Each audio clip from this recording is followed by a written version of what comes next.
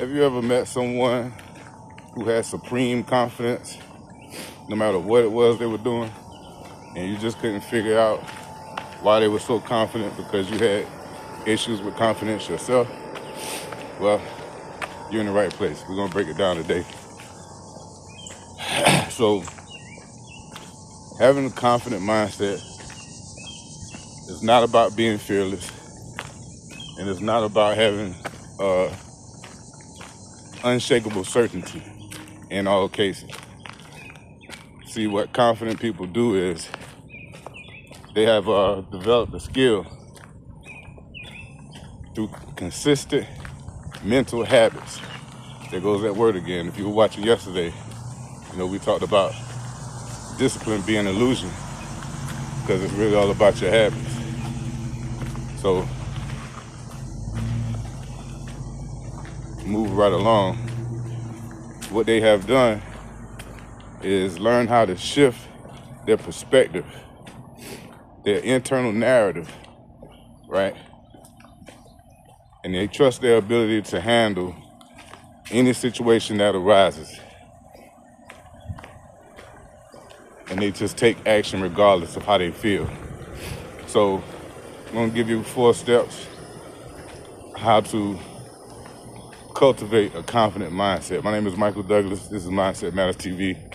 And basically that's what we do every day. We break down different techniques, strategies, tactics, ways of living, ways of being to help you grow into your highest version and overcome obstacles, turn them into opportunities. All right. So the first thing you want to do is hack your internal narrative. You want to hack your internal narrative because the thoughts that repeat over and over and over actually turn into your self-image. Let me say that again. The thoughts that you repeat will turn into your self-image. And you'll go no further than your self-image allows you to go. All right. So you want to shut down the inner critic and start asking yourself, would I talk to my best friend like this? Because a lot of us have bad self-talk habits, and that's another video I did. You might want to scroll down my page and check that out. I actually got another part or 2 to do to that. So you shut down your inner critic by asking, would I talk to my best friend like this? So what this does is turns harsh judgment into constructive, compassionate language. And this is how you reprogram yourself, how you start to reprogram yourself. Second thing you want to do is reframe the unknown. So you have to, in order to do this, you're basically going from the perfectionist mindset, which a lot of us struggle with, myself included, to saying, I'm someone who learns in public, right? Instead of being a perfectionist, having to have everything just right, you shift over to being someone who doesn't mind learning in public, right? So you also want to treat these new experiences as experiments versus some serious test, right? So number 2, you want to redefine confidence because courage comes first, not the other way around. A lot of people think that the confidence leads to courage. No, it's courage that leads to confidence. You have to have the courage to try, and then you'll grow your confidence because that's the reward for trying, right? And it only takes just enough courage to try. You don't have to have a whole lot. You just have enough to bust a move, right? So the next thing you want to do is embrace the new definition. From I know I will succeed to I will be okay, even if I fail, because And I said this on another video, I say it all the time. There's no such thing as failure, y'all. It's only feedback. No such thing as failure, only feedback. All right. Number 3, you want to build momentum with small wins. And it's amazing how this stuff just ties into all these videos I already did. So I have a video on my page about celebrating small wins. And the reason you do that is because it primes your brain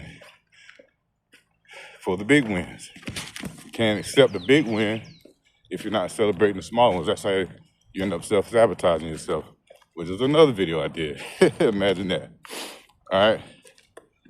So this is also how you build trust with yourself. Just by taking action.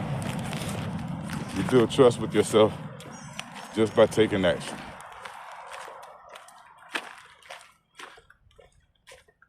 Because if you don't, your brain will just start gathering evidence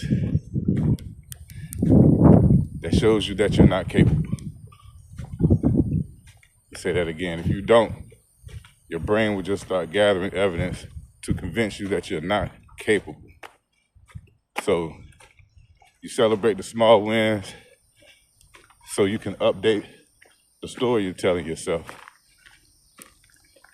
Because this creates a baseline of capability. So now you're raising your floor to where even when you so-called fail, you're light years ahead of where you used to be. All right. So you also want to count yourself in, literally. So whenever that feeling comes up, that fight or flight feeling comes up, you want to count down from 5, 4, 3, 2, 1, and just do it anyway. As soon as you get to 0, just do it. Bust a move. And I promise you, you're going to feel different on the inside. And once you do that, you'll start manifesting more better things on the outside. So number 4, you want to protect your energy at all costs, at all times. And this means you want to limit the time you spend with negative Nancy's, people who are toxic in their behavior, in their mindset, because environment is stronger than willpower. Environment is stronger than willpower. You can say, I'll do this, I'll do that, but your environment will always dictate what you do. That's why people who smoke cigarettes 30 years, 2 packs a day, well, when they go hop on a plane to go across country or across the ocean, they won't be lighting any cigarettes up on that plane. Why? Because environment is stronger than willpower. All right? Okay, so you want to prioritize your self-care, which will boost your mood, your vitality, and increase your natural resilience. And then you want to curate your circle.